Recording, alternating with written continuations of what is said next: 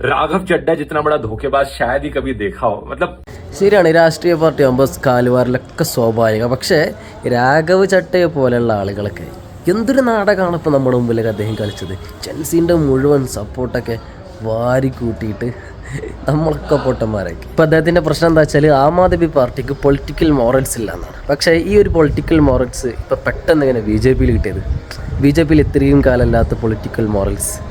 കാരണം ഇദ്ദേഹം തന്നെ മുമ്പ് പറഞ്ഞിരുന്നു ബി ജെ പി പാർട്ടി എന്ന് പറഞ്ഞാൽ बीजेपी एक गुंडों की पार्टी है, अनपढ़ गुंडों की പടുജാഹിലീങ്ങളായ ഗുണ്ടകളെ പാർട്ടിയാണെന്നൊക്കെ.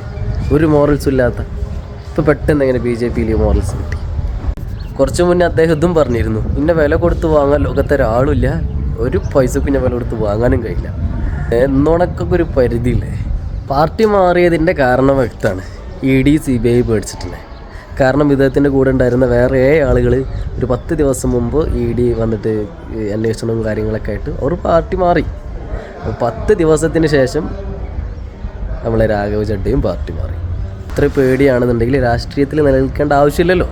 അദ്ദേഹത്തെ പോലെയുള്ള ആളുകൾ രാഷ്ട്രീയത്തിൻ്റെ ധർമ്മം മനസ്സിലാക്കാതെ ജയിലിൽ പോകുന്ന പേടിച്ചിട്ട് അല്ലെങ്കിൽ ഇ ഡിയെ പേടിച്ചിട്ടൊക്കെ രാഷ്ട്രീയത്തിൽ നിന്ന് കൂറുമാറും. അതും BJP പോലെയുള്ള പാർട്ടിയിലേക്കൊക്കെ പോകുന്നതാണ് നമുക്ക് മനസ്സിലാവുന്നില്ല.